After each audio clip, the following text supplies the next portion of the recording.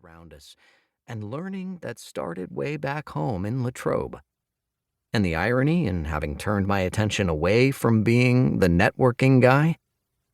20 years after Never Eat Alone was published, I appreciate and embrace a through line in all my research and writing. That work today happens fluidly in networked teams, and the productivity of teams is powered by purposefully engineered relationships. Going back to the source. My old man was an unemployed steelworker whose family emigrated from Italy to find prosperity and ended up a victim of the steel industry crash that hit Pittsburgh, Pennsylvania, and all across the Rust Belt in the 1970s. As a kid, I would hear my father come home and bemoan at the dinner table about the practices that were going on in his workplace. His manager would literally tell him to slow down because he was making the boss look bad as he was outworking his peers and throwing off the measured piece rate by his work pace. If you look back at the newspaper headlines in the 70s, you would have seen stories about cheap foreign imports from Japan, and the accusation was that Japanese labor was flooding the American marketplace, allowing inappropriate competition. But really, something else was going on.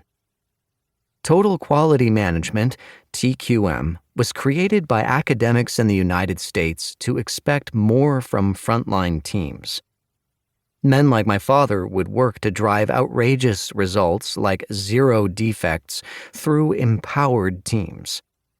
But this new way of working was ignored by the arrogant steel industry, despite being adopted in Japanese factories to deliver less expensive and higher quality products. I would study this in college, and it would become another formative thread in my belief that transforming teams really can transform organizations. But as a kid, I'm sitting there hearing my dad lament everything that we were suffering. He was now unemployed, striving to make ends meet, taking any job possible. My mom had to go get a job as a cleaning lady, which she hated. But what was most important was at the age of 10, I committed to my dad that someday I would grow up, now you're going to laugh, to be governor of Pennsylvania and then president of the United States, and I would fix American manufacturing. What did I know? Everyone we knew was a blue-collar working family. I just reached as high as I could imagine to be in a position to change the economic state of families like ours. If you've read Never Eat Alone, you'll know that I ended up on my way to Yale with the help of a number of amazing benefactors. There's no nepotism when you grow up in a family where no one went to college, unless you create your own nepotism through the caring network you nurture yourself. It's the same principle I'd coach years later in the book Leading Without Authority, how leaders working outside the authority they may possess according to the org chart could achieve extraordinary things working across silos.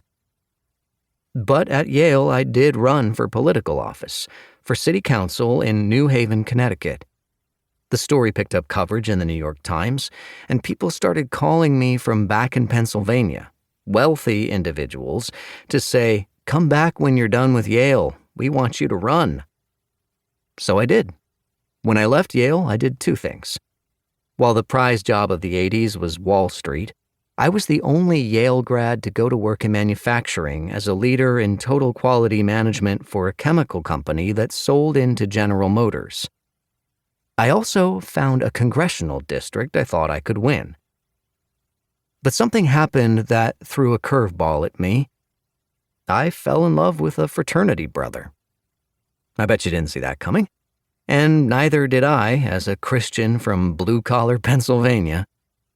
And that was the end of my political aspirations. Back in those days, even Liberace was straight.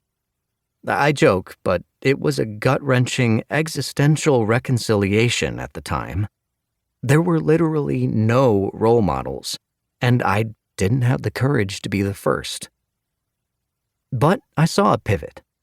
I was already doing impactful work down on the plant floor.